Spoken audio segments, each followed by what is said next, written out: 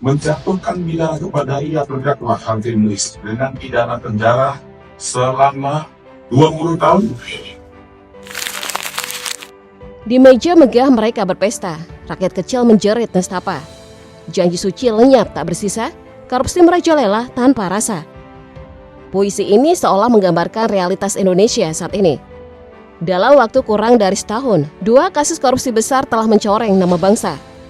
Kasus korupsi PT Timah belum tuntas, tiba-tiba muncul lagi skandal tata kelola minyak mentah yang melibatkan PT Pertamina.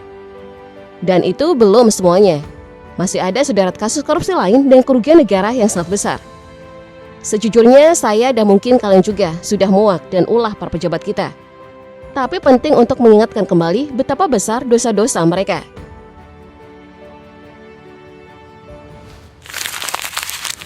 Kita sebenarnya belum benar-benar move on dari kasus korupsi tata niaga timah di PT Timah Tbk yang kerugiannya mencapai angka fantastis.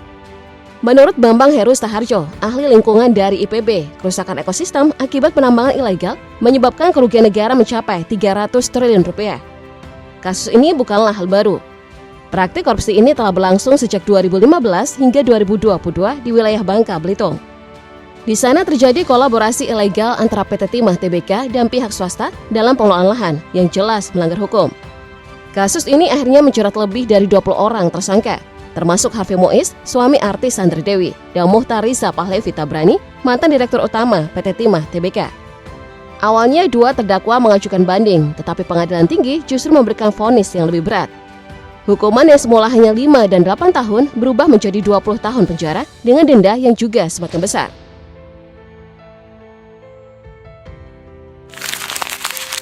Dalam kasus mega korupsi tata kelola minyak oleh Pertamina, kerugian negara mencapai 193,7 triliun rupiah. Tapi perlu dicatat angka itu hanya untuk 1 tahun. Padahal skandal ini telah berlangsung sejak 2018 hingga 2023, artinya selama 5 tahun. Bayangkan berapa total kerugian yang harus ditanggung negara. Masalah pencampuran minyak, oplos, sebenarnya hanya satu dari banyak persoalan yang sedang diselidiki oleh Kejaksaan Agung.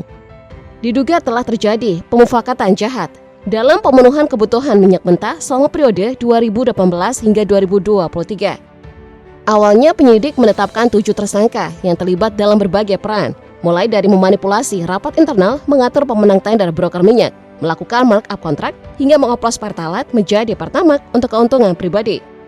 Hanya berselang 1 hari setelah penetapan 7 tersangka, Kejaksaan Agung menetapkan 2 tersangka baru yang juga merupakan petinggi PT Pertamina. Saat ini penyidik sedang menelusuri kemana aliran dana dari dugaan markup tersebut mengalir.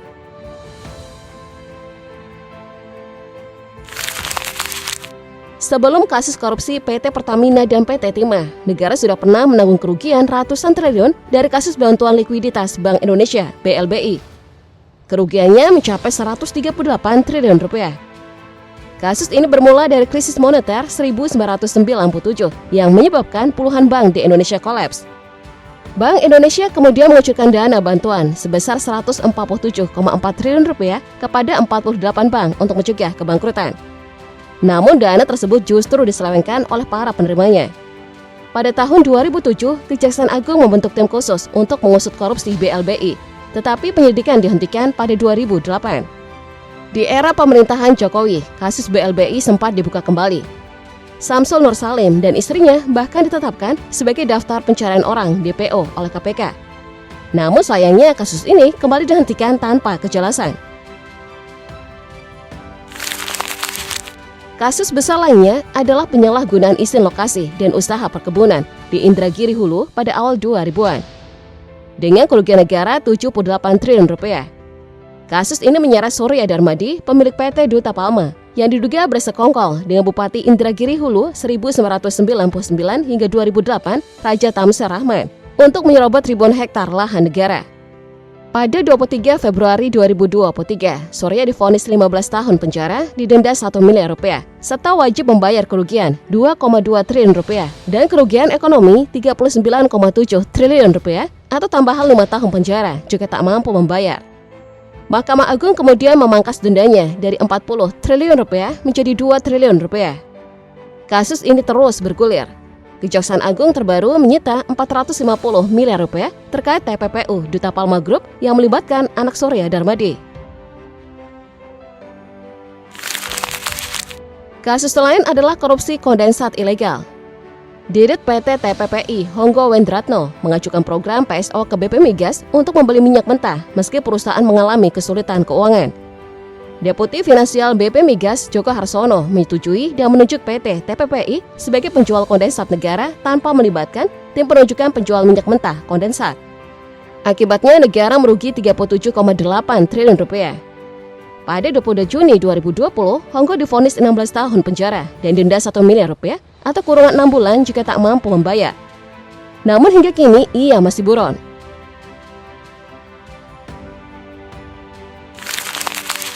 Korupsi dengan angka fantastis tidak hanya terjadi di perusahaan pertambangan, tetapi juga di perusahaan asuransi milik negara PT Asuransi Sosial Angkatan Bersenjata Indonesia, ASABRI. Kasus ini menyebabkan kerugian negara mencapai 22,7 triliun rupiah. Modusnya adalah dengan menginvestasikan dana milik nasabah secara melawan hukum yang akhirnya merugikan negara. Kasus ini turut menjerat Beni Cokro Saputro, Direktur Utama PT Hansen International Tbk, yang akhirnya dipenjara. Beni sempat dituntut hukuman mati, tetapi divonis bebas karena sudah menerima hukuman maksimal dalam kasus asuransi Jiwasraya.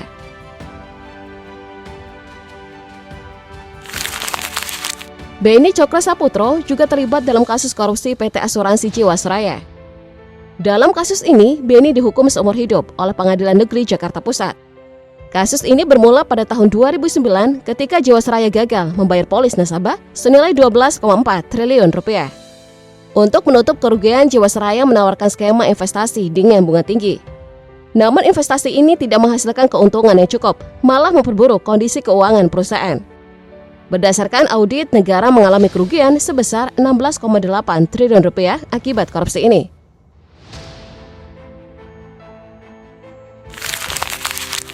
Kasus mega korupsi lainnya adalah pemberian fasilitas ekspor minyak sawit mentah, crude palm oil, dan turunannya pada kurun waktu 2021 hingga 2022. Korupsi ini menyebabkan kelangkaan minyak goreng di dalam negeri. Hasil audit BPK pada 2022 menyatakan bahwa negara mengalami kerugian keuangan sebesar 2 triliun rupiah dan kerugian perekonomian sebesar 10 triliun rupiah. Bahkan ada menyebut total kerugian negara mencapai 20 triliun rupiah.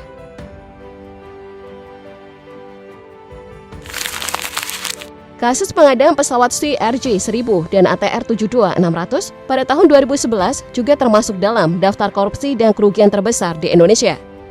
Kasus ini menjerat Emir Syahsatar, mantan Direktur Utama PT Garuda Indonesia. Negara mengalami kerugian sebesar 609 juta dolar AS atau sekitar 9,37 triliun rupiah berdasarkan kurs saat itu.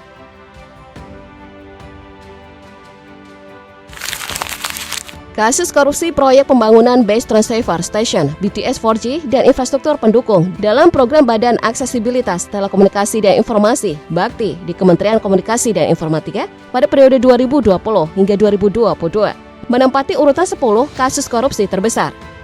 Perkara ini menjerat Johnny Gerard Plate, mantan Menteri Komunikasi dan Informatika, dan kerugian negara lebih dari 8 triliun rupiah.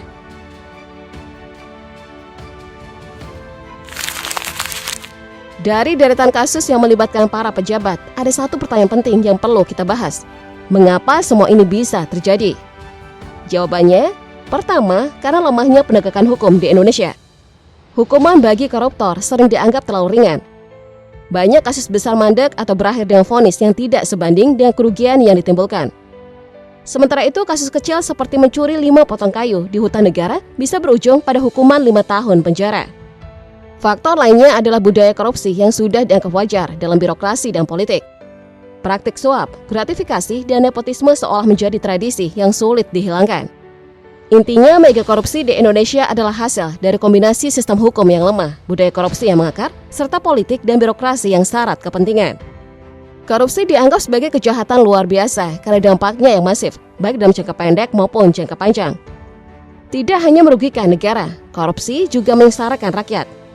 Dampaknya bisa dirasakan di berbagai bidang, mulai dari ekonomi hingga sosial. Salah satu dampaknya adalah pertumbuhan ekonomi yang lambat akibat rendahnya tingkat investasi. Melambatnya perekonomian memperlebar kesenjangan sosial.